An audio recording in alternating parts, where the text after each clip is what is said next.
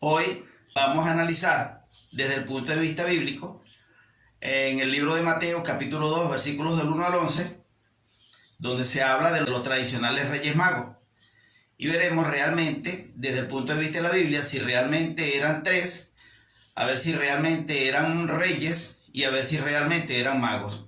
En el libro de Mateo capítulo 2 versículo 1 dice de la siguiente manera: Cuando Jesús nació en Belén de Judea, en días del rey Herodes, vinieron del oriente a Jerusalén unos sabios.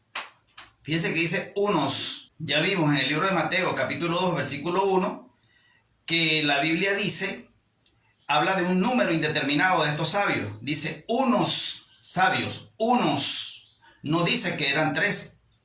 También dice que venían de oriente.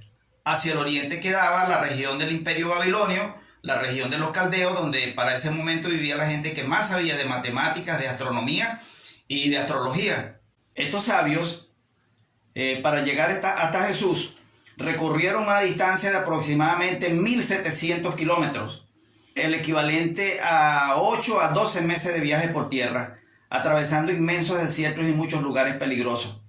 Entonces, no es lógico pensar que tan solo 3 personas solas pueden realizar tan largo y peligroso viaje, y además de esto transportando un tesoro. Recordemos que llevaban un tesoro para regalarlo al niño rey, al Señor Jesús. Llevaban oro, sabemos el valor del oro a través de toda la historia de la humanidad. Llevaban incienso y llevaban mirra. El incienso era una especie aromática que solo la podían utilizar prácticamente los reyes, la gente que tenía mucha plata. Y el valor del incienso era igual a su peso en oro. Lo mismo para la mirra. Por lo tanto, es razonable pensar que se necesitaba de toda una logística para realizar tan largo y peligroso viaje durante aproximadamente un año, 1700 kilómetros. ¿Verdad? Entonces, también es lógico pensar que lo que llegó a Jerusalén, según refiere Mateo capítulo 2 versículo 1, fue toda una caravana persa compuesta por los sabios, la gente que le servía a los sabios, soldados para proteger el tesoro que transportaban y numerosos caballos. Recordemos que los persas no utilizaban camellos, los persas utilizaban eran caballos.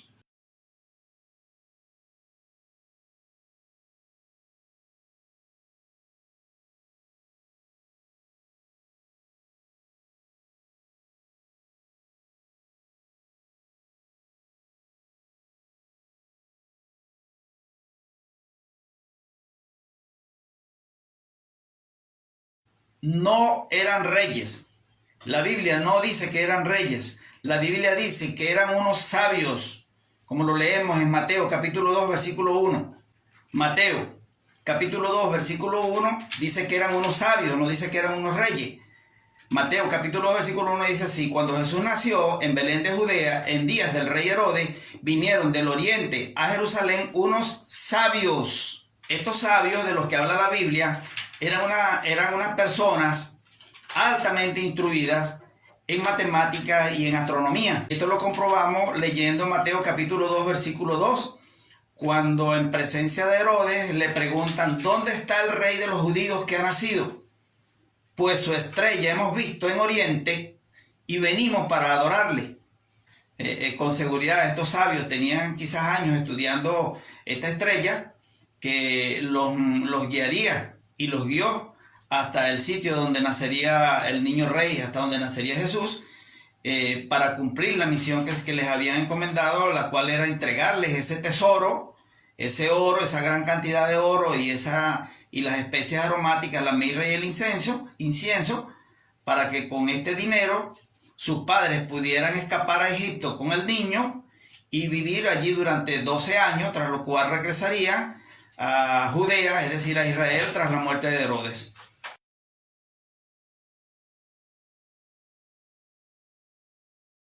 No eran magos.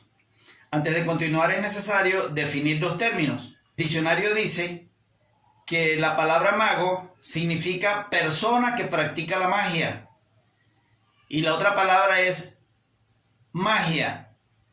Lo define el diccionario como un rito supersticioso que procura obtener la ayuda de Satanás, que procura obtener la ayuda del diablo para lograr cosas o fenómenos sobrenaturales. Eso es magia. Entonces no es lógico pensar que Dios va a utilizar unos magos, que Dios va a utilizar unos agentes de Satanás para llevarle el tesoro a su hijo. La Biblia dice que Dios detesta a los magos. Eso lo encontramos en Deuteronomio 18, versículos 9 y 10, donde dice que no se ha encontrado entre tu pueblo ni mago, ni hechicero, ni adivino. Y en el libro de Hechos, capítulo 13, versículos del 6 al 10, dice que los magos son considerados hijos de Satanás.